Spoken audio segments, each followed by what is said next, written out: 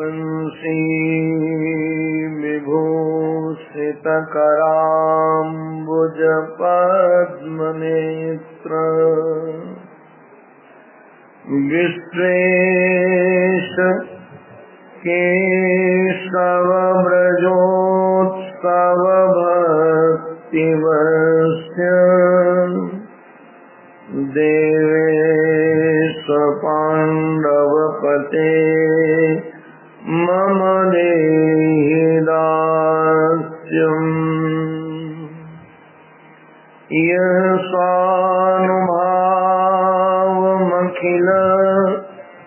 श्रुतिसारमेकम्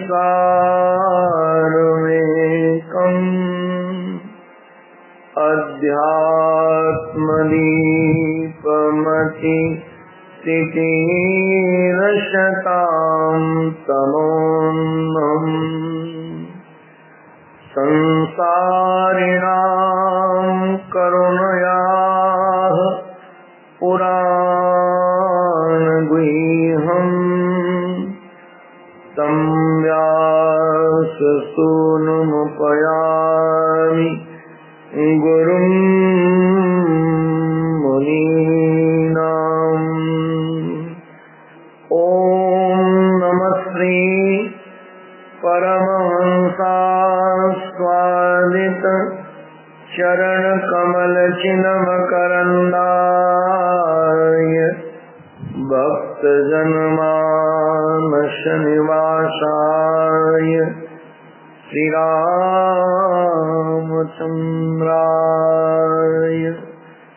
वागीशायस्य वदने लक्ष्मीर्यस्य च वक्षसि यस्यास्ते हृदये सम्यक् तं नृसिंहमहं भजे।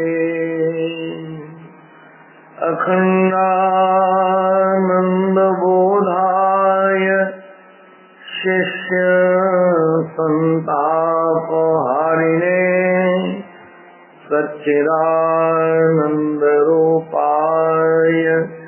तस्मै श्री गुरवे नमः। तस्मै श्री गुरवे नमः। श्रीमन्नारायण नारायण नारायण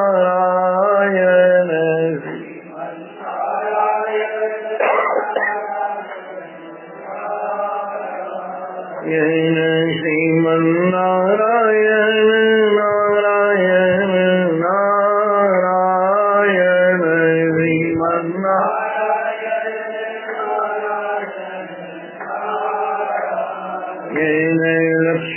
लक्ष्मीनारायण नारायण नारायण लक्ष्मीनारायण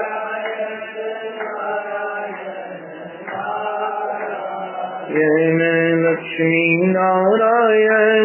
नारायण नारायण लक्ष्मीनारायण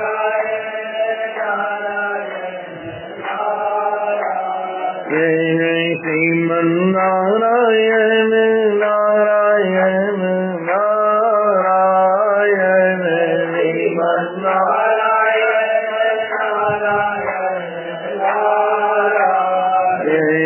सद्गुरु नारायण नारायण नारायण सद्गुरु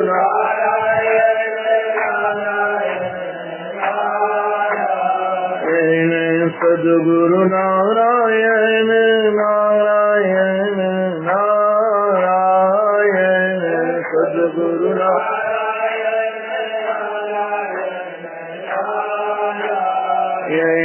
श्रीमन्नारायण नारायण नारायण श्रीमन्नारायण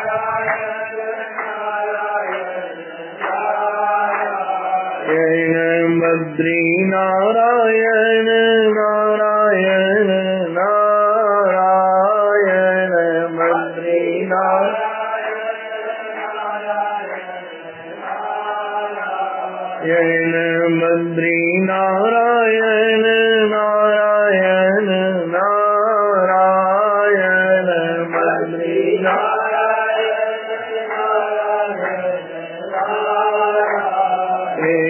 श्रीमन नारायण नारायण नारायण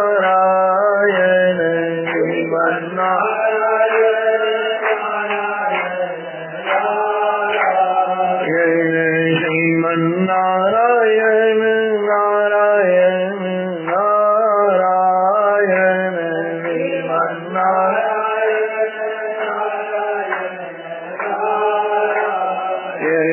श्रीमन नारायण नारायण नारायण श्रीमन नारायण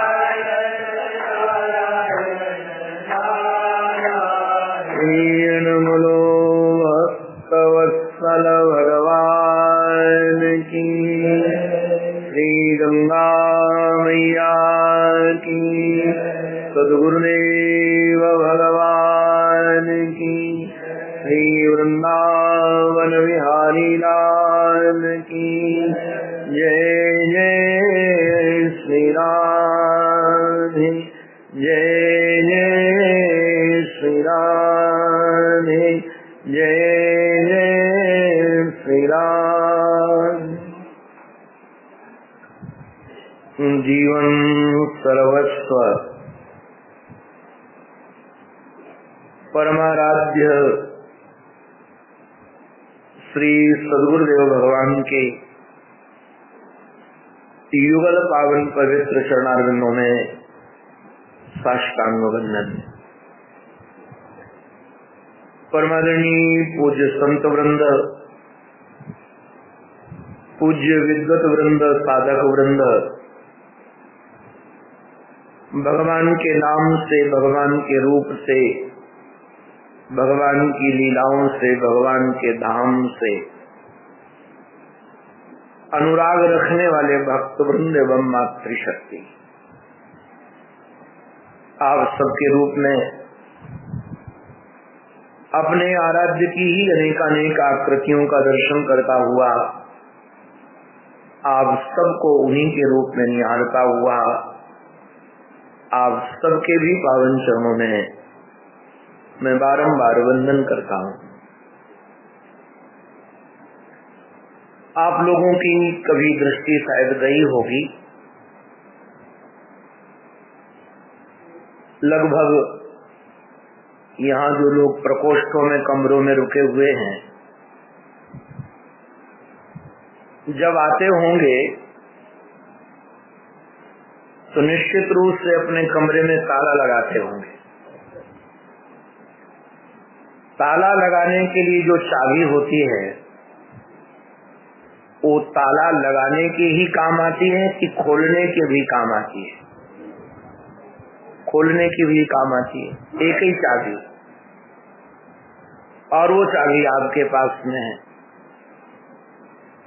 ऐसे एक चाबी आपके पास में है, आप चाहो तो संसार में बंध जाओ और आप चाहो तो संसार से मुक्त हो जाओ। वो चाबी आपके पास में। अब आपको घुमाना कैसे, वो थोड़ा समझना पड़ेगा। सीधी घुमानी है कि उल्टी घुमानी है, ये कौन सी चाबी है? ये है प्रेम की चाबी। आप सबके हृदय में प्रेम है, ऐसा कोई नहीं है जिसके हृदय में प्रेम न हो। बस फर्क इतना है, कोई धन से प्रेम करता है, कोई तन से प्रेम करता है, कोई मान प्रतिष्ठा से प्रेम करता है, कोई यश वैभव से प्रेम करता है। प्रेम आपके पास, सबके पास है। आपने उस प्रेम का संबंध कहां से जोड़ा है, ये आपके ऊपर है। जो आप सबके हृदय में प्रेम है,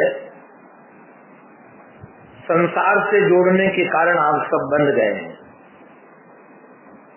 तन से बंधे हैं, धन से बंधे हैं, परिवार से बंधे हैं।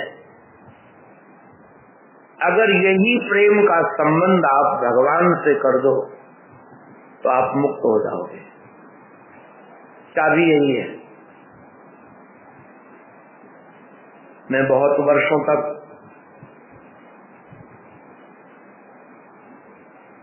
गलत दिशा में काम करता रहा। वो बचपन में संस्कार पड़ गया था। उस संस्कार के कारण हृदय में एक घृणा का और भय का भाव दोनों भरा था। स्त्रियों के प्रति घृणा का भी भाव था और भय का भी भाव था। ऐसा संस्कार चित्त में पड़ गया था कि संसार में बंधन का कारण ये स्त्रियां हैं और यही साक्षात माया है और माया ही बंधन का कारण है। तो वर्षों तक इसका शिकार रहा। वो तो श्री गंगा मैया की करुणा से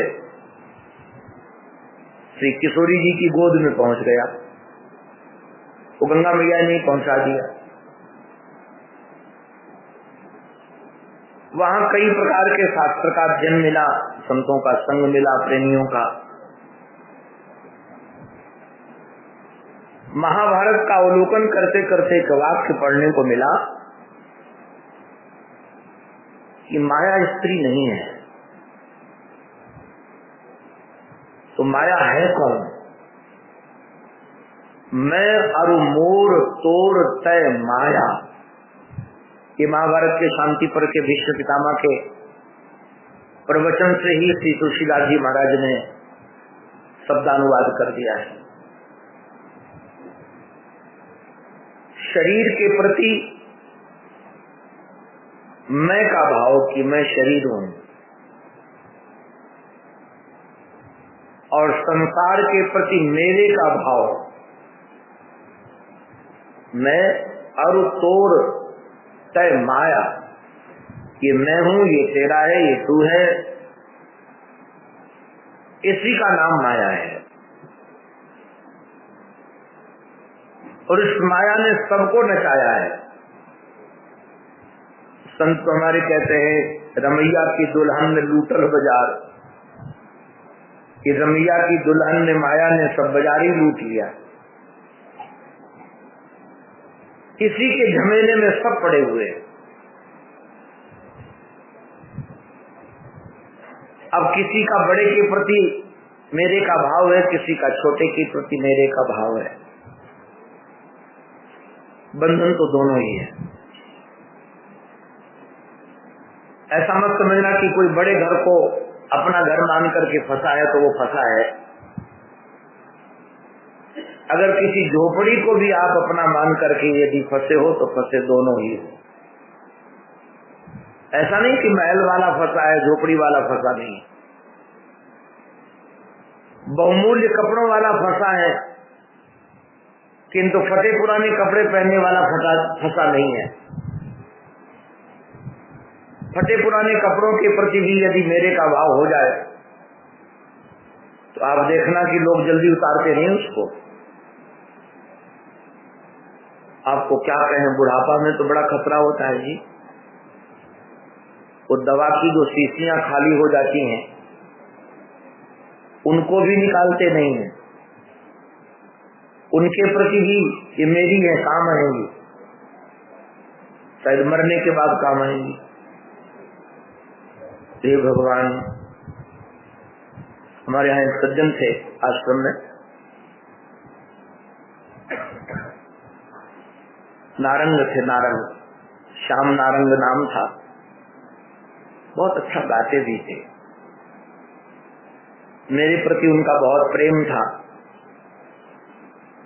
मुझे आकर के सूरदास जी के भजन सुनाया करते थे। एक दिन बीमार पड़े उनको अस्पताल में भर्ती किया गया। वृद्ध थे। संयोग से उनको कुछ कमरे से अपनी आवश्यकता थी, तो किसी को चाबी दे करके बोले कि वो ब्रह्मचारी ही खोलेगा, दूसरा नहीं खोलेगा, दूसरे पर हमको भरोसा नहीं है। वो सज्जन हमारे पास लेकर आए, कहा कि आप खोल करके ये वस्तु दे दो। मैंने जैसे कमरा खोला तो हे भगवान, कमरा नहीं था, कचरा घर था, गंदगी से भरा हुआ। हमको बड़ी दया लगी, और दया लगने के कारण उनको तो मैंने कहा कि चाबी मैं रख लेता हूँ।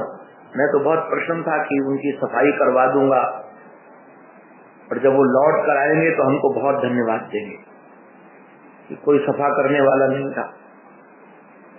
2 दिन लगवाए, उनके सब पुराने चादर हटवाए, नया मंगवाया, पैसा भी खर्चा किया, सफा करवाया, सब नई नई वस्तुएं रखवा दी। जब वो स्वस्थ होकर अपने कमरे में आए तो गड़बड़ा गए, और हमारे गुरुजी के पास जाकर के बोले मैं उसके पास अब नहीं रहने वाला हूँ। स्थान थोड़ा अलग था। गुरुजी ने कहा क्यों नहीं रहने वाले हो? बोले आज उसने हमारा सामान फेंकवाया है, कल हम ही को फेंकवा देगा। और वो सच में फिर हमारे यहाँ नहीं रहा स्थान पर। मैं कई बार मिलने जाता था तो मुंह बोल के मिलते भी नहीं थे।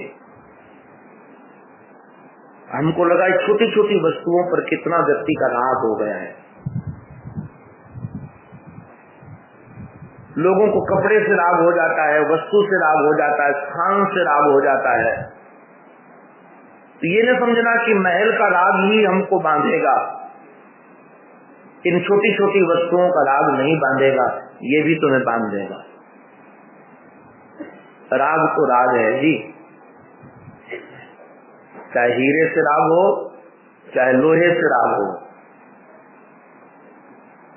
योग वाशिष्ठ एक बहुत अद्भुत ग्रंथ है। लोग आजकल उससे भागने लगे हैं थोड़ा। क्यों भागने लगे हैं? साधकों को भी लगता है कि बड़ी बड़ी बातें करने से काम बन जाएगा, कुछ करना न पड़े। और जहां त्याग वैराग्य की चर्चा होती है वहां से तो बड़े बड़े मुख बोल लेते हैं, बड़े बड़े मुख बोल लेते हैं, क्योंकि उनको लगता है कुछ छोड़ना न पड़े और जितना हो सब मिल जाए और भगवान भी मिल जाए। अब एक महान पुरुष के साथ में था तो मैं उनको योग वाशिष्ठ की चर्चाएं कुछ सुना रहा था। मेरे रमण का विषय है वो। और मैंने कहा कि आप अपने आश्रम में इसका कुछ नियम रखो। तो उन्होंने कहा कि महाराज रखा था, आपका ही योग वाशिष्ठ सुन करके तो सायंकाल विद्यार्थी बैठते थे और कई बंधुओं विद्यार्थियों के माता पिता आए और जब योग वाशिष्ठ का वाचन सुना तो अपने बच्चों को ले गए, क्योंकि कहीं कोई बाबा जी न बन जाए। ऐसे बाबा जी कोई बनता होता तो दुनिया बन जाती। ये तो कोई पूर्व जन्म का संस्कार होता है, गुरुजनों की कृपा होती है तभी कोई इस रास्ते पर निकल पाता है। ये सबके महाराज खेल नहीं है बस का।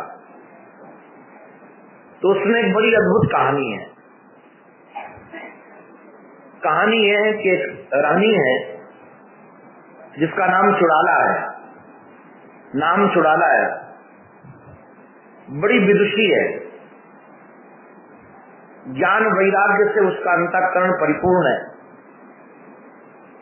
तो जिस रस का वह रस स्वादन करती रहती उसको लगता है हमारा राजा भी करे, तो राजा को सुनाती रहती है उपदेश। एक दिन राजा को वैराग्य हो गया, राजा राजपाट छोड़ करके वन चले गए। अब वो सिद्ध थी, योगिनी थी। उसने सोचा इस घर छोड़ने से थोड़ी काम बनेगा, चित्त में जब तक भरा हुआ है संस्कार, तब तक काम बनेगा कैसे? वैराग्य कोई शरीर का थोड़ी होता है, वैराग्य को अंतःकरण का है। वो लक्षित भले होने लगे तो वह योगिनी ब्रह्मचारी का रूप धारण करके रोज सत्संग में पहुंच जाए, उनको सत्संग कराती, कहती मैं नारद जी का शिष्य हूँ। एक दिन उन्होंने बड़े प्रेम से कहा कि तुमने क्या छोड़ा, बढ़िया बढ़िया बहुमूल्य कपड़े छोड़ करके तुमने अपने कौपीन से अचनों से राग कर लिया, और महल छोड़कर इस झोपड़ी से तुमने घास फूस की झोपड़ी से राग कर लिया कि ये मेरी है। तो तुरंत भावावेश में आकर के बोले नहीं मेरा किसी से कोई राग नहीं है, और महाराज तुरंत जाकर के झोपड़ी पे आग लगा दी और कॉपीन उतार करके हुई उसमें फेंक दी। अब संसारी तो समझेंगे कि बहुत बढ़िया वैराग्य हो गया है, बहुत उच्च कोटि का वैराग्य हो गया, किंतु रानी बहुत हंसी, ब्रह्मचारी रूप में थी।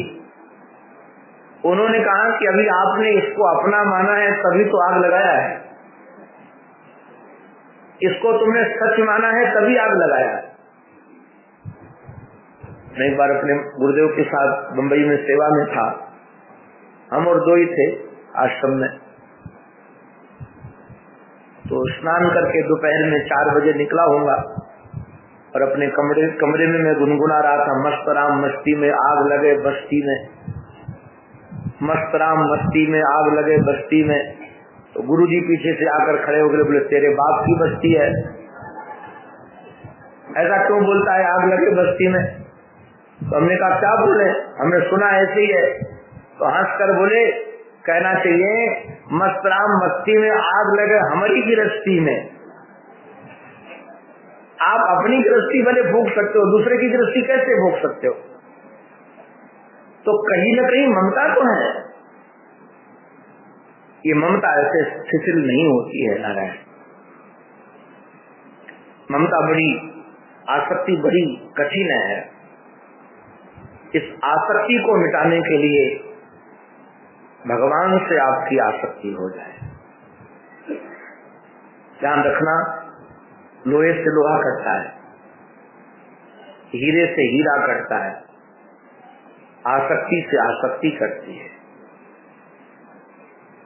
जब तक आपको भगवान से आसक्ति नहीं होगी तब तक ये जगत से आसक्ति कटने वाली नहीं है। और कई लोग महाराज साक्षी भाव में दर्जनों बच्चे पैदा कर लेते हैं और साक्षी भाव में बड़े बड़े आश्रम भी बन जाते हैं, वो सब साक्षी भाव में है, और साक्षी भाव में रोते भी रहते हैं, मर गया चेले ने आज ठग लिया, इसने अमुक कर दिया। तो कह रहे महाराज आप तो शुद्ध बुद्ध मुक्त हो। तो कहते हैं मैं तो रोने का भी साक्षी हूँ, मैं रोने का भी साक्षी हूँ। अब साक्षी भाव में रोते रहो, तड़पते रहो, क्रंदन करते रहो, वो केवल अपने को ठगना है। साक्षी भाव की सिद्धि कोई सामान्य सिद्धि नहीं है। जब तक इस जगत से वैराग्य नहीं होगा तब तक साक्षी भाव की सिद्धि होगी ही नहीं। जब तक आप इस शरीर में मैं भाव को बनाकर रखोगे तब तक जगत में साक्षित्व सिद्ध हो सकता नहीं है। केवल आप अपनी बुद्धि के व्यायाम के लिए साक्षित्व सिद्ध कर लीजिए। इसलिए आइए हम सब मिलकर के ऐसे अपनी जगह अपनी वृत्ति को ले चले जहां प्रेम ही प्रेम की सृष्टि मिले। आओ अपने नाव को खेकर ले चले वहां जहां प्रेम ही प्रेम की सृष्टि मिले। शरद पूर्णिमा की धवल रात्रि है, मंद सुगंध सुरभि पवन बह रही है। यमुना के पावन पवित्र पुलिन में गोपियां खड़ी हैं, भाव से भरी हैं, नेत्रों से जल प्रपात हो रहा है। जिसके लिए घर द्वार कुल परिवार की ममता का परित्याग करके आई थी, जिसके लिए उन्होंने धर्म से अर्थ से, काम से, मोक्ष से संन्यास ले लिया। लोग मोक्ष पाने के लिए धर्म अर्थ काम से संन्यास लेते और इन्होंने मोक्ष से भी संन्यास ले लिया था। आप कहेंगे मोक्ष से संन्यास कैसे होता है? क्योंकि मोक्ष से प्रेम नहीं था इनका, श्री कृष्ण से प्रेम था। ये श्री कृष्ण से अनुराग रखने वाली थी। वो ध्यान रखना, इनके मोक्ष श्री कृष्ण ही है। और कई बार लोग भ्रांति में पड़ जाते हैं। कैसे भ्रांति में पड़ जाते हैं? वो थोड़ा हंसी की बात सुना रहा हूं।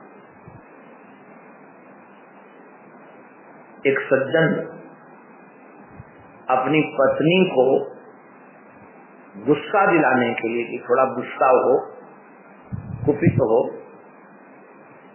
उन्होंने अपने कुत्ते का नाम अपने साले के नाम वाला नाम रख रखा था।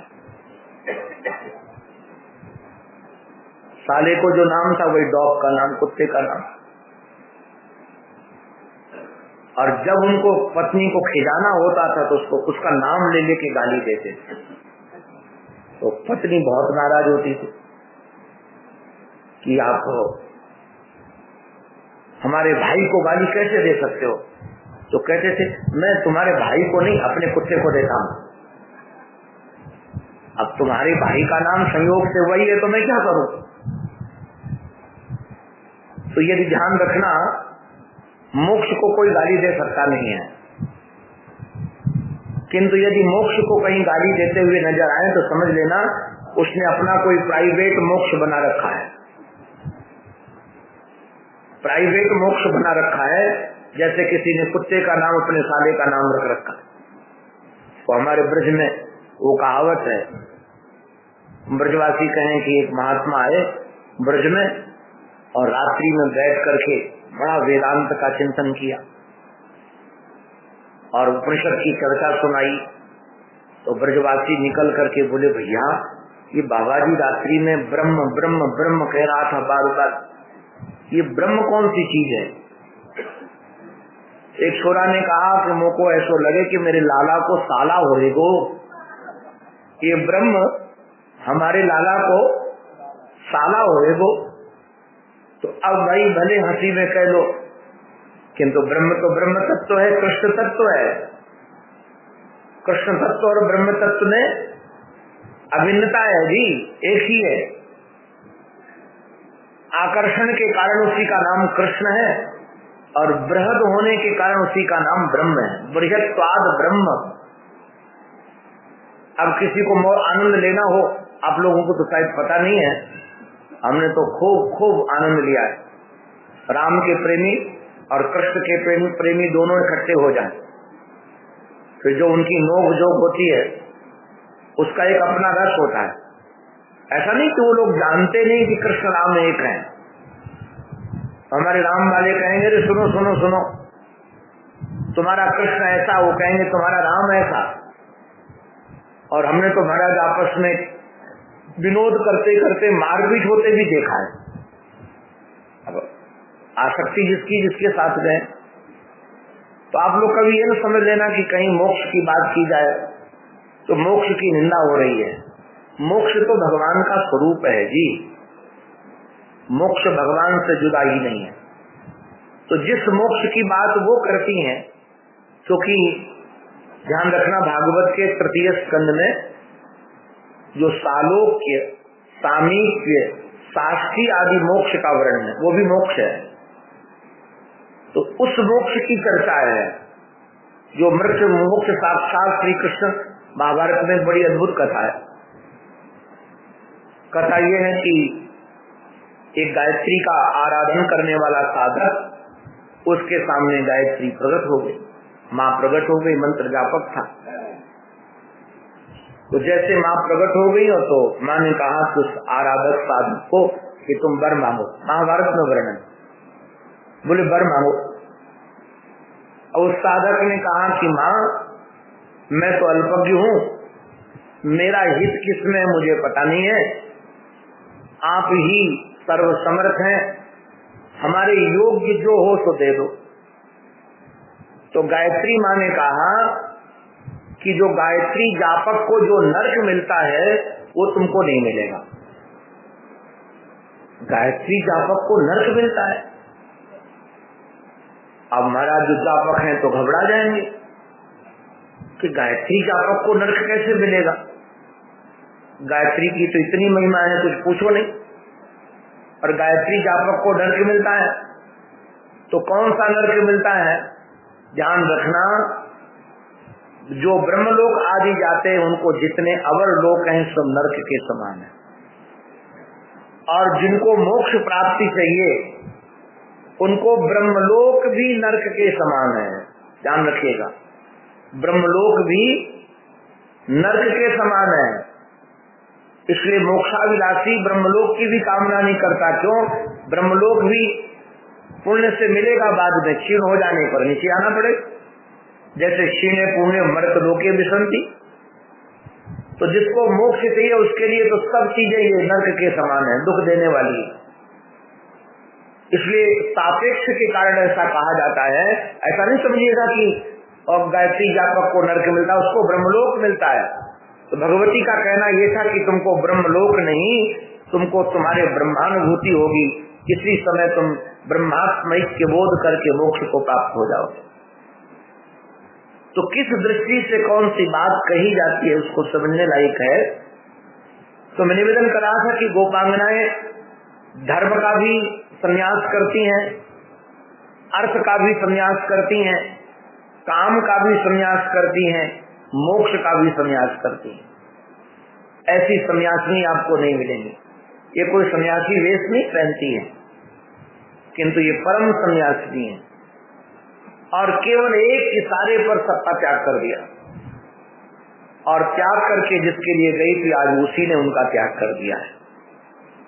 अब वो जाएं तो कहाँ जाएं, कहें तो किससे कहें, क्योंकि श्री कृष्ण के अतिरिक्त तो उनका कोई है नहीं। और त्याग का कारण यही है कि उनके चित्त में सौभग मद आया है, मान आया है। अब भगवान को प्राप्त करने के लिए, भगवान को निहारने के लिए, भगवान से मिलने के लिए गोपियां गीत गा रही है। आप कहोगे कोई विरह में गीत गाता है क्या? ऐसे रोते रोते कोई गीत गाता है?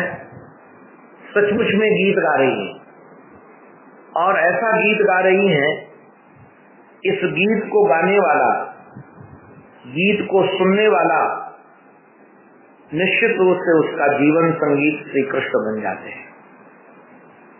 मैंने एक दिन निवेदन किया था आप सबको प्रारंभ में, जैसे भगवान की वेणु सुनकर के गोपियां दौड़ कर आती हैं, ऐसे गोपियों के द्वारा गाया गया गीत सुनकर के निश्चित रूप से गोविंद दौड़ कर आते हैं। गोपियों को बुलाना हो तो गोविंद वेणु बजाते हैं, और भगवान को बुलाना हो तो गोपियां गीत गाती है। भगवान को बुलाने के लिए गोपियां गीत गा रही हैं। जयति तेधिकम जन्मना ब्रजः श्रयत इंदिरा सस्वदत्रेहि दयित दृश्यताम दिक्सुतावकाः त्वयि धृता सवः त्वाम विचिन्वते।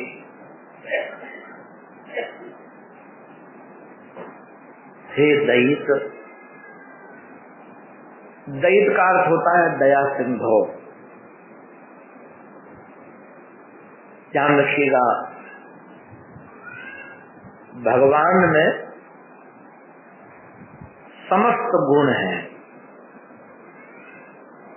वो गुण गण निलय है, वो गुण गण निलय है।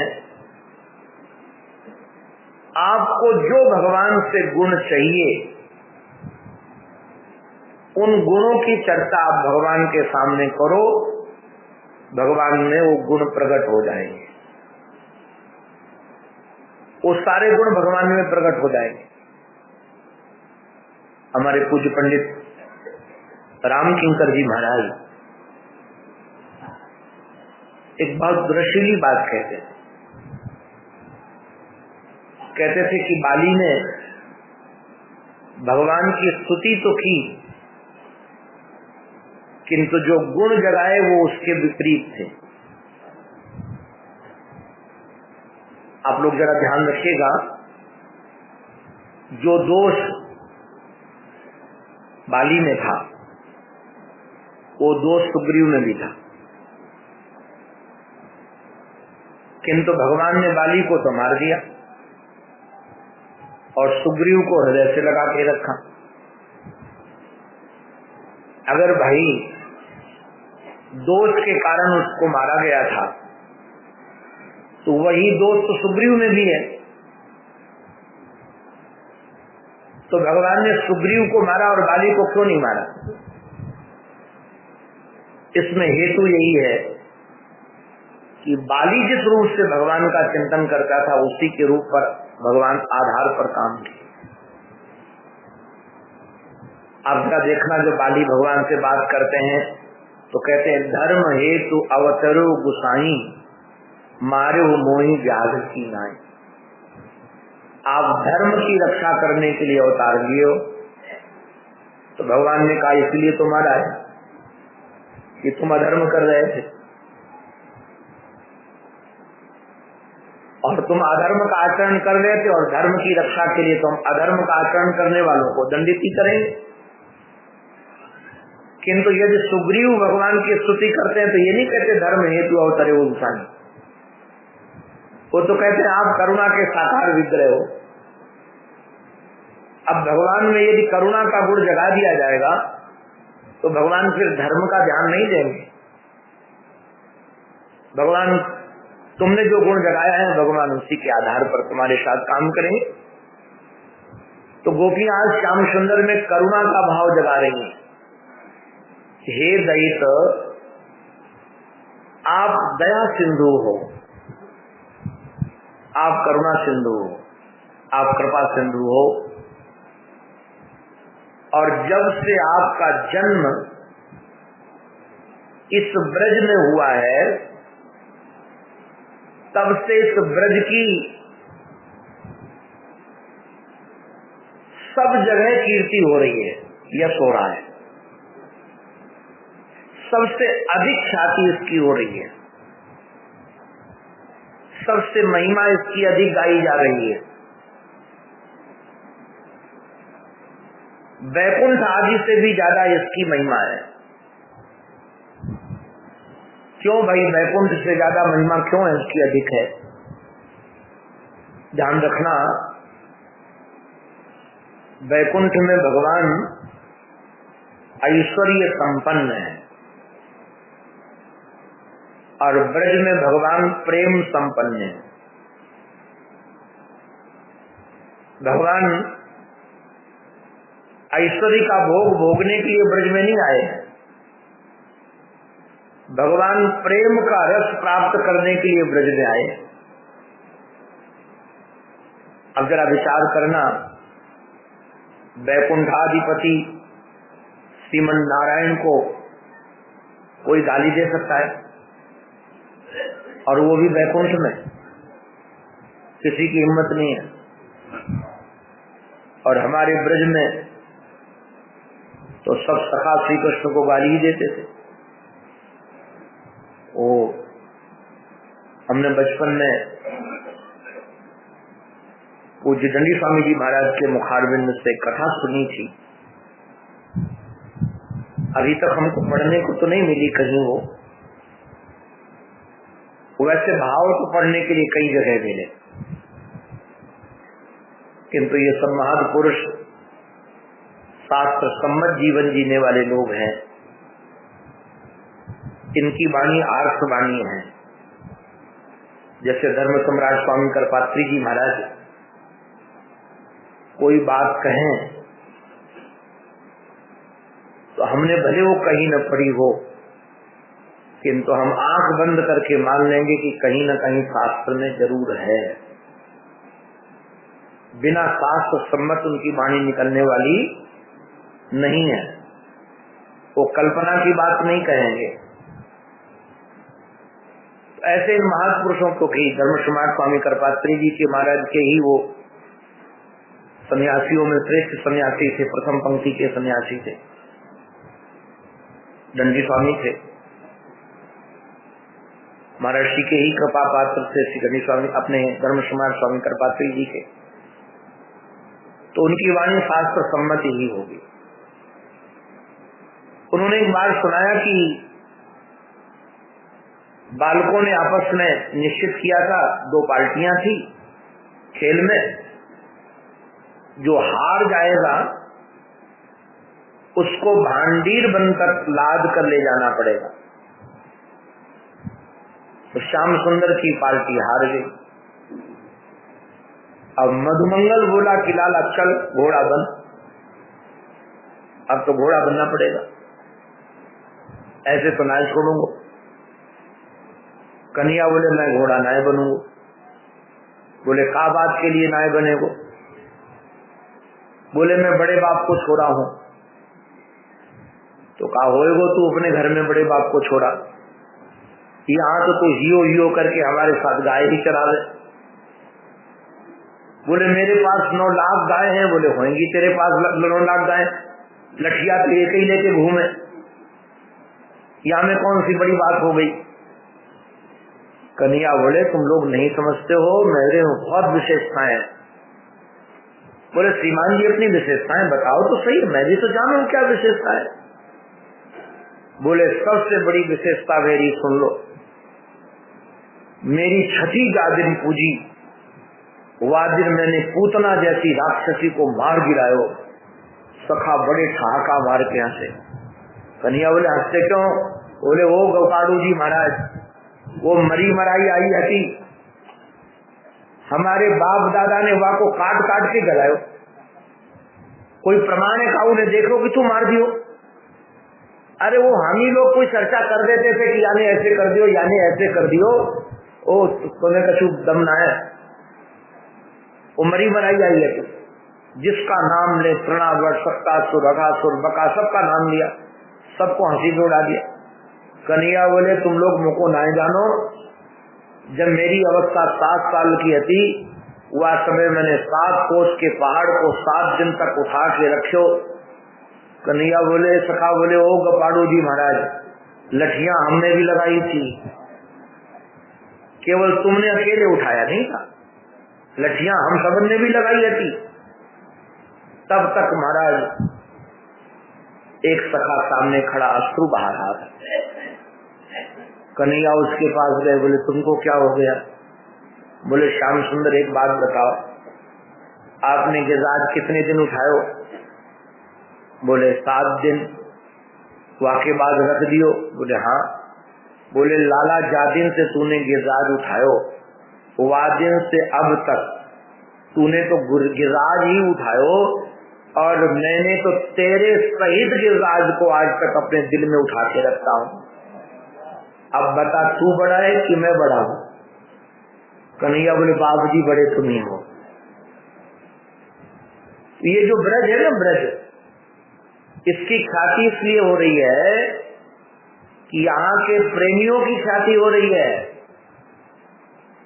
देखो भाई, जो राष्ट्र संपन्न होता है, सुखी होता है, उसी राष्ट्र की प्रशंसा की जाती है। अब राष्ट्र के लोग दुखी हों तो जरा विचार करो, कौन प्रशंसा करेगा? यहाँ के लोग प्रसन्न है, इसलिए इससे ब्रज की जय जय ख्याति हो रही है। और लोगों की प्रसन्नता के कारण क्या है? बोले आपका जन्म ही है। वैसे तो पहले से इस ब्रज की जय जयकार हो रही थी, किंतु अब आपके कारण इसकी अधिक जय जयकार हो रही है। जन्मना, जन्म के कारण इसकी जय जयकार हो रही है। और एक बात लाला और कहें, जैसे गोपियां कहती, क्या एक बात और कहें आपको, मैंने अच्छी ढंग से देखा है। जादिन से तू आयो ना, वादिन से लक्ष्मी ने डेरा डाल लियो। नंद उत्सव में भी वर्णन, रमा क्रीड बभू नृप, लक्ष्मी ने आकर के क्रीड़ा की वहां नंद भवन में। इसका अभिप्राय चप्पे चप्पे में लक्ष्मी ने अपना साम्राज्य जमा लिया। और यहाँ स्वामिनी बनकर के लक्ष्मी नहीं आई है, यहाँ सेविका बनकर आई है। देखो वैकुंठ में वो स्वामिनी बनकर रहती हैं, और यहाँ ब्रज की भूमि की विशेषता देखो, जो वैकुंठ की अधिष्ठात्री देवी स्वामिनी, वो यहाँ सेविका बनकर के रह रही हैं और इस खोज में रहती हैं कि कुछ हमें सेवा मिल जाए। किंतु एक बात कहूं, हम तुम्हारी हैं। देखो दो भाव होते हैं, तुम हमारे हो एक भाव, और हम तुम्हारी हैं। तो गोपियां ये नहीं कह रहे इस समय कि ये भाव विगलित हो गया, पिघल गया हृदय। वो कहती हम तुम्हारी हैं, तावका। तो भगवान ने कहा ये बार बार क्यों कहती हो कि तुम हमारी हो, तुम हमारी हो।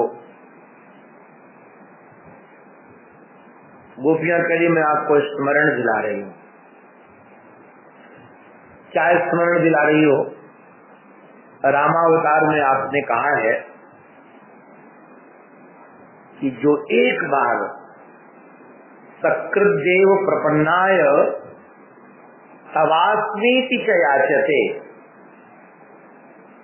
सकृदेव प्रपन्नाय तवास्मीति च याचते, अभयम सर्वभूतेभ्यो ददामि एतद व्रतम मम। तो हमारे पूज्य स्वामी जी महाराज, अब तो उनका नाम अनंत श्री समलंकृत पूज्य स्वामी श्री ब्रह्मानंद सरस्वती हो गया। कल आपने ही उच्चारण किया तो मुझे पूछा मैंने, आपका नाम ये हो गया है। हम तो पूर्व नाम से ही परिचित थे। तो जिस दिन उनको दंड ग्रहण करना था, संयोग से हमारी कथा प्रयाग में चल रही थी, महर्षि ने अपने सेवक भेजे थे कि मैं वहां पहुंचूं। इतनी भीड़ थी कि कहीं कुंभ में निकलने का मन ही नहीं होता था। और एक कारण और था जिसके कारण मैं महर्षि के संन्यास में उपस्थित नहीं हुआ।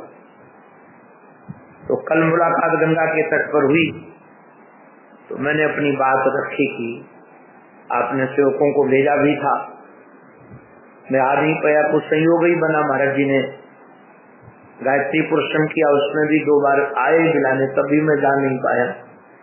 संयोग की बात है। तुमने कहा मैं आ नहीं पाया, तो जो हेतु था मैंने बताया। तो हंस करके बोले कि उनको उनकी बात याद दिला देना, जिसके कारण नहीं गया था। बोले उनको उनकी बात याद दिला देना। तो मैं तुरंत स्मरण आया, हमने कहा कि यही गोपियां कर रही हैं कि भगवान को भगवान की प्रतिज्ञा याद दिला रही हैं।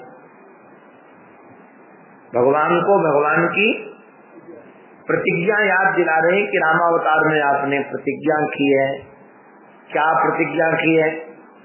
कि सकृदेव प्रपन्नाय तवास्मीति च याचते, अभयम सर्वभूतेभ्यो ददामि एतद व्रतम मम।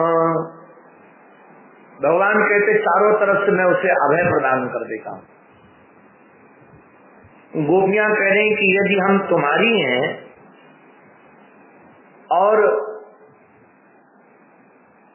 आज विरह का दुख पा रही हैं, तो आपका यह विरह कैसे सफार्थ होगा? और तो मैं तो जानती हूँ, श्रुति रूपा है कि एक बार जो तुम्हारा हो जाता है, आप उसका कभी त्याग नहीं करते। एक कथा में पढ़ रहा था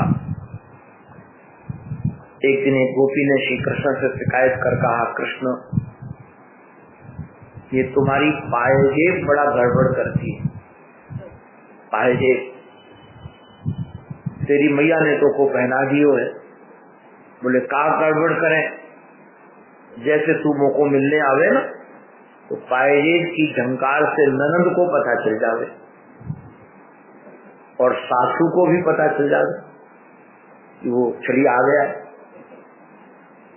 और जैसे आ जाए तो सबकी दृष्टि फिर मेरे कमरे में ही रहे, ये छड़िया आकर इतने घंटे बैठकर करता क्या है। जब झांक झांक करके देखें तो कन्हैया ने कहा कि फिर समस्या तो है, ये पायजेब क्या करें। तो बोले उतार दो। कन्हैया ने कहा कि जो मेरे शरण में एक बार आ जाता है मैं कभी उसको दूर नहीं करता, मैं दूर कर नहीं सकता। तुम्हें अगर कष्ट देती है ये पायजेब तो तुम्हें उतार दो, मैं तो नहीं उतारूंगा। तो गोपी बैठ करके पायजेब खोलने लगी, उतारने लगी। तब तक दूसरी गोपी दौड़ कर आई, बाबरी बाबरी ये मत कर, ये मत कर। क्यों? बोले ये परंपरा बन जाएगी। आज तू पायजेब को चरणों में आई हुई दूर करेगी, कल कोई दूसरी आएगी जो तेरे को दूर कर देगी, क्योंकि परंपरा बन जाती है। भाई हम किसी को दूर करेंगे तो कोई हमको दूर करेगा। हमने अनुभव किया है संसार में, आप छल प्रपंच करके किसी को, हम तो बचपन से गुरुजनों के चरणों में रहे ना, तो हमने वहां भी ये छल प्रपंच देखा है। कोई चालाक लोग आ जाते हैं तो महाराज ऐसा गुरुजी को बुद्धू बना देते हैं कि गुरुजी से अलग होना पड़ता है। तो हम कई बार देखे कि गुरुजी नाराज हो गए, गुरुजी से अलग भी हुए, किंतु जिन्होंने वो षड्यंत्र किया था बाद में फिर उन्हीं को दूसरे लोगों ने हटा दिया, और जैसे दूसरे लोगों ने हटा दिया तो अपने को फिर स्थान मिल गया, क्योंकि अपने तो किसी को हटाए नहीं, तो किसी को हटाए नहीं तो फिर हमको कोई हटा पाया नहीं। तो बोले आज तू यदि इन पायजेबों को श्री कृष्ण के चरणों से दूर करेगी तो ध्यान रखना कल तेरे को भी दूर करने वाले लोग आ जाएंगे, इसलिए इनके चरणों में बंधे रहने दे, इनके अलग मत कर। तो गोपी की आंखों में आंसू आ गए। बोले लाला कोई बात ना है, अब मैं ये पायजेब अलग ना करूंगी। तो महाराज स्मरण कराती हुई कहती है कि हम तुम्हारी हैं और तुम अपने चरणों से कभी किसी को अलग नहीं करते हो, इसलिए तावका ओ मानो उनके अंतःकरण में बैठे हुए ठाकुर जी ने कहा, बड़ा अभिमान करने चली थी, थोड़ा सा झटका दिया तो सब लाइन में आ गई, बुद्धि ठिकाने आ गई। अपने को देखने बैठी थी शीशे में, मैं सुंदर मैं सुंदर, थोड़ा दूर हुआ तो सब गड़बड़ा गया मामला। अच्छा बताओ हम क्या करें, हमारे लिए क्या ज्ञा है। बोले दृश्यताम। इस दृश्यताम के 3 अर्थ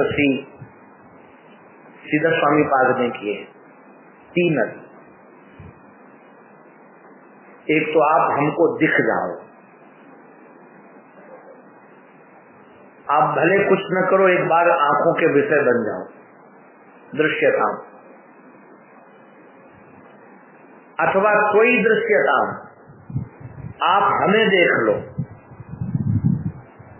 हम तुम्हें देख लें, तुम हमें देख लो। तुम्हें देखने से क्या मिलेगा? बोले जब हमारी आप दयनीय दशा देखोगे ना कि हमारी क्या दशा हो गई है रो रो करके, तो निश्चित रूप से आप दयी तो हो, आपका हृदय पिघल जाएगा।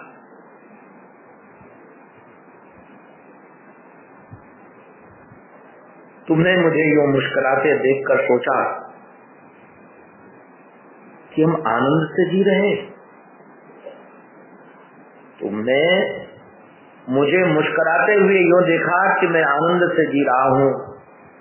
ये मुस्कान तो दुनिया के लिए है, कान तुम्हारे लिए रो रो करके जी रहा।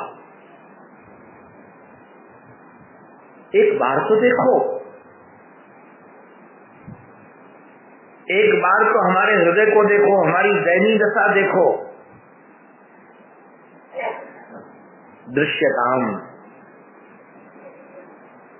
मानो अंदर से आई, क्यों देखें? बोले हम तुम्हारी हैं, तुमसे प्रेम करती। तो ये धृता सवा। श्री जीव गोस्वामी जी महाराज ने लिखा है कि इस संसार में विशुद्ध प्रेम होता नहीं है, और यदि विशुद्ध प्रेम हो जाए तो विरह नहीं होता, को विरह। और यदि विरह हो जाए तो फिर प्रेमी जीवित नहीं रहता। तुम कहती हो कि हम तुमसे प्रेम करती, तुम मर क्यों नहीं गई? जिंदा क्यों हो? अगर प्रेम तुम्हारा हमसे है तो जिंदा क्यों हो? गोपियों ने कहा कि हम मरना तो चाहती हैं किंतु मर नहीं पाती। हम मरना तो चाहती हैं किंतु मर नहीं पाती। बोले कैसे नहीं मर पाती, क्या कारण है इसके पीछे? बोले इसके पीछे बात यही है, तो ही धृता सवा, हमारे प्राण तुम्हारे में स्थित हैं। यमराज जब आते हैं ना हमारे प्राणों को लेने के लिए, तो हमारे पूरे शरीर में प्राणों को खोजते हैं, प्राण मिलते ही नहीं। हमने पूज्य संत प्रवर श्री विष्णु आश्रम जी महाराज से, हमने राग पंचाध्यायी महापुरुष से भी पढ़ी। एक बड़े दिव्य महापुरुष थे विष्णु आश्रम जी महाराज। उनका स्थान सुखताल में भी था, नंदी आश्रम। कभी कभी यहाँ भी आते थे, परमार्थ आश्रम में, आश्रम में भी आते थे। तो मैंने उन महापुरुष से पढ़ा तो उन्होंने इसके अर्थ में एक बड़ी रसीदी बात सुनाई थी, जो मैं आपको सुनाना चाह रहा हूँ। उन्होंने बताया कि जब गोपियों ने कहा कि हम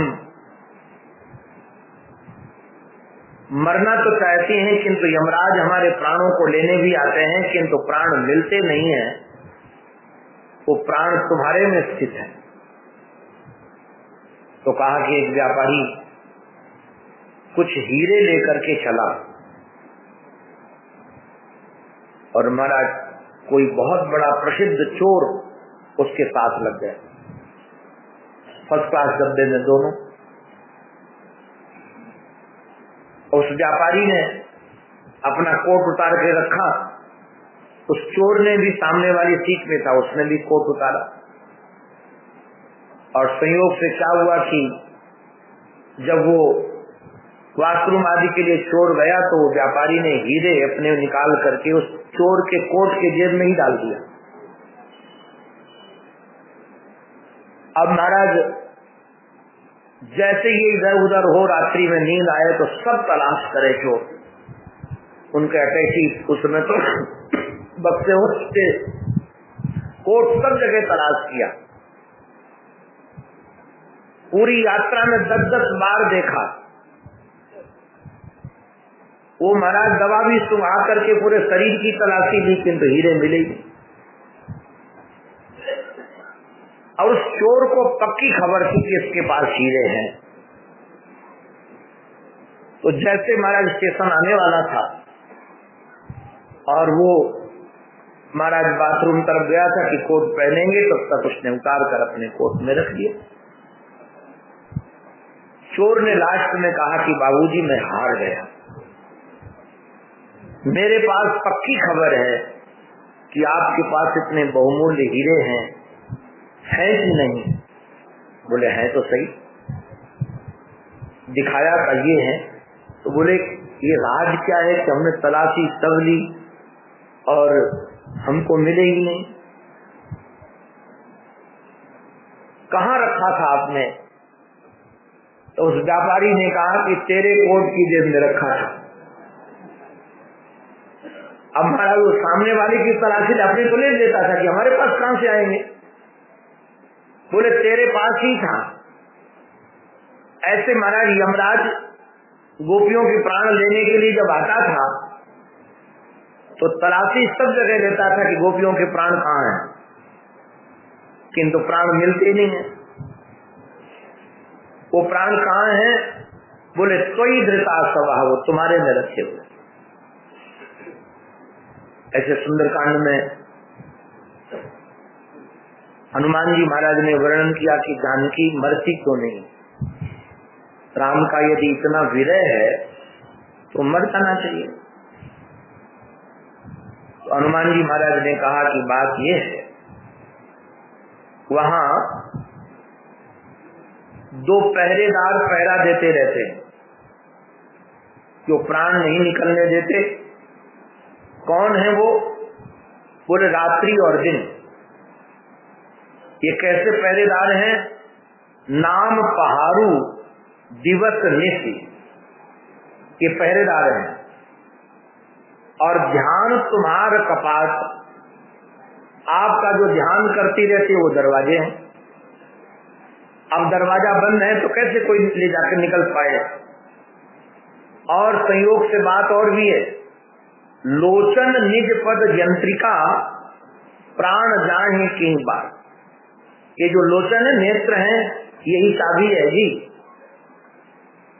अब वो ऐसे जगह पर रखा है और चाबी लगी हुई है, तो अब ताला भी लगा हुआ है, पहरेदार भी बैठे हुए हैं।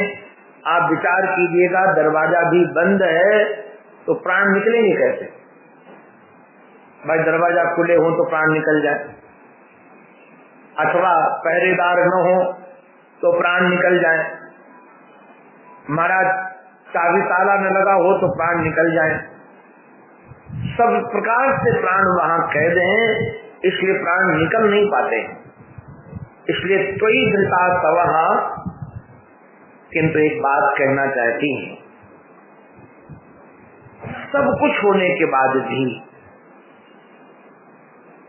इस ब्रज की जय जयकार है। लक्ष्मी यहाँ दासी बनकर रहती हैं, हम तुम्हारी हैं, उसके बाद भी हम तुम्हें खोज रहे हैं। त्वाम विचिन्वते। टीकाकारों ने तो कई प्रकार के भाव रखे हैं। एक महापुरुष कहते हैं, दिए तले अंधेरा, जो सबको सुख देता है, सबको प्रकाश देता है, कई बार पास में रहने वाले को अंधेरे से भर देता है। तुम्हारा नाम, तुम्हारी कीर्ति चारों तरफ श्याम सुंदर छाई हुई है, तुम्हारे इस धाम की महिमा छाई हुई है, किंतु उसके बाद भी हम तुम्हें खोज रहे हैं, हम तुम्हारे लिए तड़प रही हैं। विचिन्नताम का अर्थ है, विचिन्नते का कि जगह जगह खोज रही हैं, तुम्हारे लिए हम बिलख रही हैं और तुम्हें दया नहीं आती। अथवा एक महापुरुष ने और भी रसीदार्थ किया है, इस ब्रज की महिमा हमारे जन्म से है, तव जन्मना नहीं, मम जन्मना। अगर ब्रज में गोपी नहीं होती तो ब्रज की क्या महिमा होती? आप जरा विचार करो, ब्रज में गोपी नहीं होती तो ब्रज की क्या महिमा होती? गोपी है इसलिए ब्रज की महिमा है। और ये बड़े बड़े प्रेमी लोग जो चरण रज चाहते हैं, वो हमारी चरण रज चाहते हैं। उद्धव जैसे महान पुरुष आशा महो चरण रेणु जुषा महम श्याम वृंदावने किमपि गुल्म लतौषधीनाम या दुस्तजम स्वजन आर्य पथम सहित्वा भेजुर मुकुंद पदवीम सुतधिर ब्रह्मज्ञान बंदे नंद व्रजस्त्री नाम पाद रेणुमविक्षसः यासाम हरिकथोद गीतम पुनाति भुवनत्रयम्।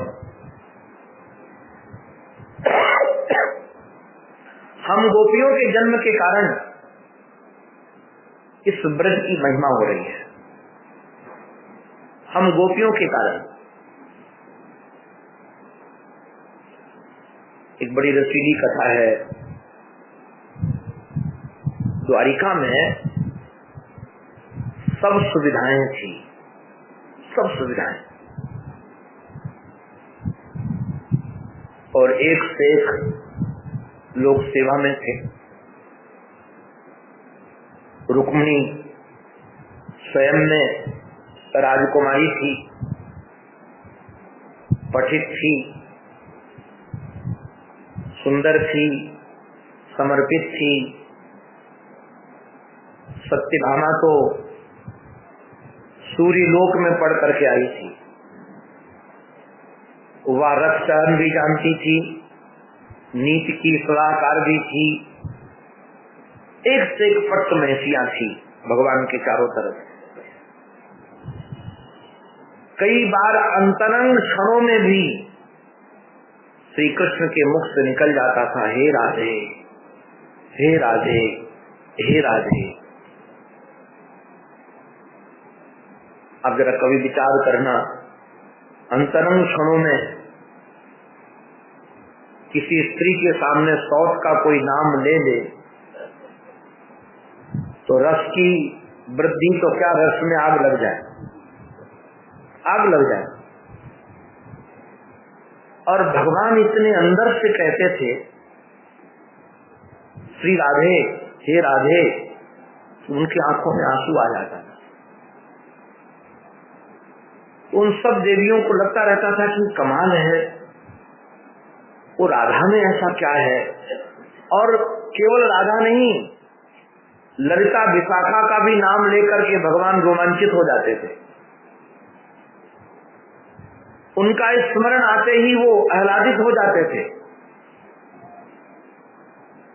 तो भगवान की पटरानियों को लगता था कारण क्या है इसमें, क्या हमको सुख देना नहीं आता, या ऐसे क्षणों में भी ये श्री किशोरी जी का स्मरण क्यों करते हैं और इतने भाव में क्यों आ जाते हैं। ये कई बार भगवान की पटरानियों ने पूछने का प्रयास किया, कई बार पूछने का प्रयास किया, तो भगवान कहते थे पता नहीं उनमें कुछ है। उन पटरानियों ने निश्चित किया कि हमको भी उन किशोरी जी के दर्शन करने हैं, ललिता विशाखा आदि के दर्शन करने, हमको मिलना है। उनमें ऐसी वस्तु है क्या उन गोपियों में जिनका स्मरण करके हमारे प्रीतम इतने आह्लादित होते जो हमने नहीं है। भगवान को बार बार कहते थे तो भगवान ने कहा कि रुको, अभी सूर्य ग्रहण आने वाला है, और सूर्य ग्रहण आने वाला है, उस समय हम सब लोग कुरुक्षेत्र चलेंगे और कुरुक्षेत्र में सहज ब्रजवासी सब आएंगे। वहां श्री ब्रजवासी लोगों से और श्री वृंदावनेश्वरी वृषभानुसुता से भी तुम्हारी मुलाकात हो जाएगी, वहां तुम्हें मिलेंगे। उस समय की प्रतीक्षा में पटरानियां थी, काल आया और सबकी मुलाकात वहां हुई। तो जो मैं वर्णन करना चाहता हूं, जब मुलाकात का समय आया तो श्री, आप लोगों को शायद ये आराधना पद्धति पता होगी, हमारे ब्रज में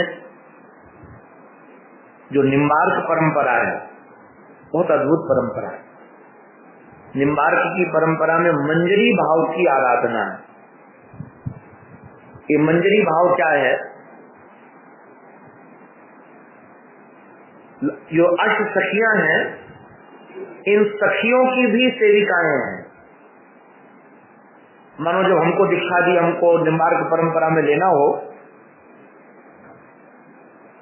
तो हम सीधे कोई राधा बनने वाले नहीं है या अष्ट पटरानी बनने वाले नहीं है। अष्ट सखियां बने, उनकी कोई मंजरी होगी। मानो जो अष्ट सखियों में किसी को माला बनाने की सेवा मिली है और हमको उनकी सेवा मिल जाए, तो हम वृंदावन के वृक्षों से, लताओं से चुन चुन करके पुष्प लाएंगे और ला करके वो पुष्प उनको समर्पित करेंगे जो माला बनाती है। एक क्रम है कि डायरेक्ट पहुंचने का ढंग नहीं है कि जो चाहे सो तुरंत घुस जाए सेवा में। कि कौन सामग्री कौन कहां तक पहुंचाएगा, उसके बाद कहां से कहां तक सामग्री पहुंचेगी, एक क्रम है। फिर वो माला बनाएंगी, वो माला बनाकर श्री किशोरी जी को देगी और श्री किशोरी जी भी श्याम सुंदर को पहनाएंगी। वो तुम्हारे चुने हुए पुष्प वहां तक पहुंच जाएंगे, किंतु क्रम से पहुंचेंगे। तो अष्ट सखियों की भी सेवा में जो रहने वाली सखी थी, वह महाराज कुछ सखियां मिल करके श्याम सुंदर को खोजने गई थी कि श्याम सुंदर कहाँ रुके हैं और हमारी स्वामी जी को मिलना हो तो कहां से मुलाकात होगी। और जैसे पटरानियों ने देखा तो उतनी दिव्याति दिव्य थी, इतनी दिव्याति दिव्य थी कि उनके सौंदर्य को देखकर, उनकी सुषमा को देखकर, उनकी आभा प्रभा को देख करके रुक्मिणी आदि पटरानियां आवाज मुख हो गई, कुछ बोल नहीं पाई और आरती लेकर के उनकी सेवा के लिए, उनको स्वागत के लिए वो बढ़ी और कहा कि हो न हो, ये इतनी सुंदर है कि इसीलिए तो श्याम सुंदर इनका नाम ले लेकर के आह्लादित होते रहते हैं। और जैसे वो बढ़ी तो उन्होंने हाथ जोड़ करके कहा कि नहीं नहीं, आप तो बहुत भाग्यशाली हैं, आप तो श्याम सुंदर की सेवा में हैं, हम तो उनकी दासियों की दासियों की दासी है, हम तो उनकी दासी, श्री किशोरी जी की दासियों की दासी हैं, हम वो नहीं जिनको आप समझ रही हैं। जैसे महाराज उन्होंने देखा तो अरे बोले, जब इतनी सुंदर इनकी ये दासियां हैं, आप जरा विचार करो तो वो कितनी सुंदर होंगी। बाद में मुलाकात की चर्चा है। मुझे कहना इतना ही था कि कई टीकाकारों ने यह अर्थ किया, गोपियां कहती हैं कि हमारे जन्म से इस ब्रज की जय जयकार हो रही है और जिनके कारण आपके ब्रज की जय जयकार हो रही है, इस समय आपके कारण, हमारे कारण ब्रज की जय जयकार और आपके कारण मेरी पराजय। आपके ब्रज की तो शोभा मेरे कारण हो रही है और आपके कारण मेरी पराजय हो रही है। क्यों भाई, आप मेरे कारण पराजय क्यों नहीं हो रही? बोले हम तुम्हें खोज रही हैं और हम तुम्हारे बगैर तड़प रही हैं। वैसे तो मैं एक निवेदन करना चाहता हूँ, ब्रज की महिमा बहुत है। कैसे ब्रज की महिमा है? हमारे धर्म सम्राट स्वामी करपात्री जी महाराज इस श्लोक को गुनगुनाया करते थे। मैंने उनके मुखारविंद से भी सुना, बाद में पढ़ा भी। स्वामी जी का तो क्या कहना, स्वामी जी तो ऐसे विद्वान कि एक गोपी गीत की व्याख्या वो 6 महीने लगातार कर सकते, एक श्लोक की। कोई सामान्य प्रतिभा नहीं थी उनकी। तो धर्म सम्राट स्वामी को करपात्री जी महाराज कहते थे, काश्यादि पुरियो यदि संत लोके, ये काश्यादि जो पुरियां हैं ये तो है ही लोक में, तेसाम तो बद्धे मथुरैव धन्या, ये सप्तपुरियों में मथुरा सबसे ज्यादा धन्य है। क्यों? काश्याम मरणान मुक्ति, काशी में किसी का मरण हो जाए तो उसकी मुक्ति हो जाती है। काशी में जन्म हो जाए तो मुक्ति नहीं होती है। काशी में मरण हो जाए, और महाराज मरना भी बड़ा कठिन है। कई लोग काशी वास करते हैं। हमारे एक महान पुरुष थे स्वामी धर्मसम्राट कृपात्री जी महाराज के शिष्य थे, नंद नंदनानंद सरस्वती नाम, काशी में प्राण त्यागने के लिए गए थे और कई महीनों रहे। और जिस दिन महाराज मरण होना था उस दिन काशी के बाहर चले गए, पंचकोश गए थे, किसी काम से प्राण निकल गए। ऐसा नहीं कि काशी बसने से ही कोई काशी में मर जाएगा, काशी में मरना बड़ा कठिन है, किंतु काशी में यदि कोई मर जाए तो उसकी मुक्ति जरूर हो जाती है। इसलिए आज भी कई लोग काशी में मरने के लिए भी जाते हैं। जब प्राण हमारे वृंदावन में हमारे महर्षि के शिष्य ही थे, वो पूरे जीवन वृंदावन रहे, बाद में पता नहीं उनको क्या सूझा कि वो काशी चले गए, कहा कि हम काशी में मरेंगे। काशी में फिर उनका शरीर पूरा हुआ। तो हमारे श्री धर्मसम्राट स्वामी कृपात्री हमारे श्लोक को गुनगुना करके कहते थे, काश्यादि पुरियो यदि संत लोके तेसाम तो मध्य मथुरैव धन्या। इन सप्तपुरियों के मध्य में जो मथुरा है वो धन्य है। क्यों धन्य है? काशी में तो केवल मरने से मुक्ति होती है, किंतु या जन्म मौजी धृति मृत्यु देहि धृति मृत्यु दाहि। मथुरा में तो व्यक्ति का जन्म हो जाए, ध्यान रखना, और जन्म के बाद वो कहीं भी चला जाए, किंतु उसकी मुक्ति में बट्टा लगने वाला नहीं है। अच्छा, उसको जन्म न मिले किंतु हमारे जैसे जाकर वहां रह जाए कुछ काल तक।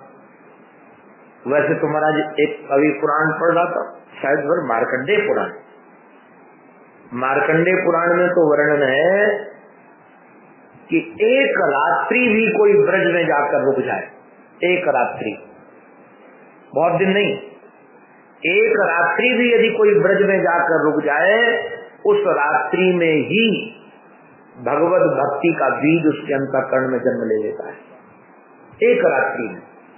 फिर धीरे धीरे धीरे धीरे वो वृक्ष बढ़ता है। तो जन्म मिल जाए, जन्म ना भी मिले तो रहना मिल जाए, और रहने को भी न मिले, मानो कोई घूमने आया हो और उसका शरीर पूरा हो जाए। यदि घूमने आया हो और शरीर पूरा हो जाए, उसके बाद किसी कारण से लोग ले जा करके संस्कार भले कहीं करें, किंतु मृत्यु के कारण से हमने तो कई लोगों को देखा। हमारे महाराज जी की सेवा में एक थे पूज्य स्वामी श्री प्रबुद्धानंद सरस्वती, बड़े अद्भुत सेवक थे। उनके भ्राता आए हुए थे, मैं स्वयं उनके साथ बिहारी जी जा रहा था, बिहारी जी के देहली में चढ़ रहे थे, प्राण निकल गए, वहीं गिरे, प्राण निकल गए। उनका संस्कार तो वहीं हुआ। वैसे तो प्रयास करना चाहिए कि किसी का तीर्थ में यदि शरीर पूरा हो जाए तो संस्कार वहीं कर देना चाहिए, फिर उसको वापस नहीं ले जाना चाहिए। किंतु कई लोग राग के कारण और कई लोग बीमा के कारण, ये बीमा भी बड़ा खतरनाक है जी, ये धन भी बड़ा खतरनाक है। कल मैं पढ़ रहा था, बड़ा आश्चर्य लगा, एक बालक अपनी माँ की चिता में सो गया, माँ को रखना था, कल की घटना परसों की साइड। तो बोले कि आप माँ को नहीं मुझे जलाओ पहले। उन्हें पूछा बात क्या है? हमको भी लगा कि शायद घर में माँ से प्रेम होगा, इसलिए। माँ से प्रेम नहीं था, माँ के जो शरीर में कड़े पड़े थे उन कड़ों को लेने के लिए लेता था चिता में, कि अगर हमको कड़े नहीं मिलेंगे तो हम जल जाएंगे। अब क्या कहें, हमारे जैसा हो तो कहेंगे इसको दफनाई, तो ऐसे बाबरे को जीने का अधिकार नहीं है, क्या कहा जाए। सेवा करते समय तो आते नहीं बाबरे, लेने के समय तो मैं निवेदन ही करा कि कभी तीर्थ में यदि कहीं शरीर पूरा हो जाए, वैसे तो घर में कैसा रहना चाहिए बूढ़ों को कि ऋषिकेश जा रहे हैं, यदि वहां चला जाए मामला तो लाना मत, वहां हमारा वही संस्कार कर देना, और कह के ही आना चाहिए अरे फिर काहे को लेके ये सौभाग्य कहाँ मिलेगा? ये दोबारा दोबारा सौभाग्य थोड़ी मिलेगा कि यहाँ हो किंतु वहां सूख ले। चलो वृंदावन में तो कोई लेकर के जाए भी, किंतु महाराज ये भी न हो पाए शरीर कहीं पूरा हो, किंतु दाह संस्कार हो जाए तब भी नृणाम चतुर्धा विदधाति मुक्ति। ये 4 प्रकार से मुक्ति ब्रज में मिल जाती है, ध्यान रखना। तो ब्रज की जय जयकार, मथुरा की जय जयकार वैकुंठ आदि से भी ज्यादा हो रही है और पुरियों से भी ज्यादा हो रही है। हर दृष्टि से इसकी जय जयकार हो रही है, किंतु हम तुम्हारी होकर के खोज रही हैं, इसलिए तुम्हारा यश खराब न हो, ब्रज की जय जयकार में कुछ कमी न हो, इसलिए दृश्यताम, आप हमको दिखाई दे जाओ, एक बार आप हमको देख लो, एक बार दिख जाओ, एक बार हमको देख लो। मानो इस भाव को इतने भाव से कह रहे हैं कि भगवान इनके भावों को सुन करके भाव विभोर हो जाते हैं, इनकी दृष्टि का विषय बनते हैं। शेष चर्चा क्रमशः करेंगे। अंत में अपने आराध्य के पावन चरणों में हमारी यही प्रार्थना, हमारी मति, हमारी रति, हमारी गति एकमात्र आराध्य के चरणों में बनी रहे। इसी प्रार्थना के साथ ये उनकी वाणी उन्हीं के पावन पवित्र चरणारविंदों में समर्पित। बोलो भक्तवत्सल भगवान की, श्री वृंदावन बिहारी लाल की जय। जय श्री राधे, जय जय श्री राधे, जय जय श्री राम।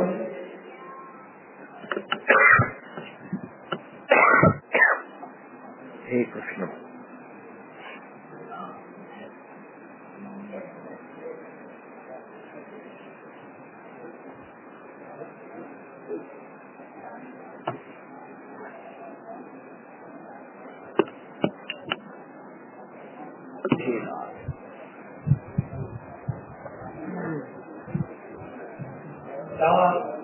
आज पूज्य संत श्री संदेकेश्वर जी महाराज का सत्संग के कार्यक्रम में परिवर्तन है। महाराज जी का कार्यक्रम 4 बजे से 5:30 बजे तक रहेगा। 4 बजे से 5:30 बजे तक रहेगा, ध्यान रहे।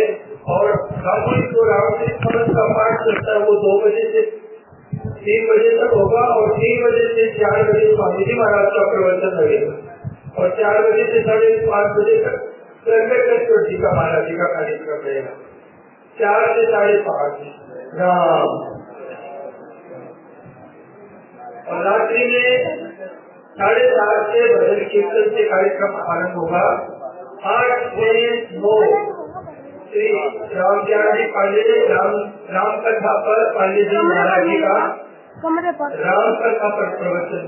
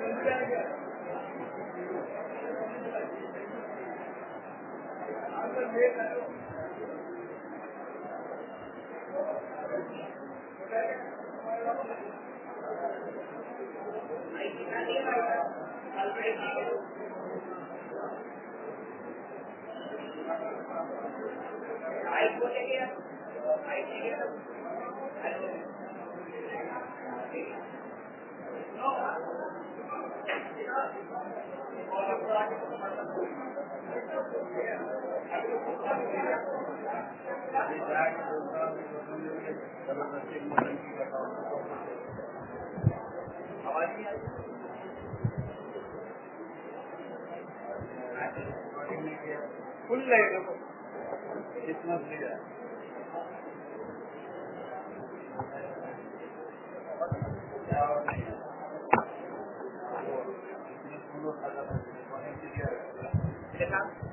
सब्जी पे बिगड़ी अपना ताजा ताजा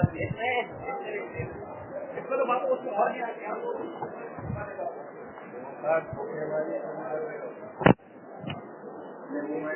आती।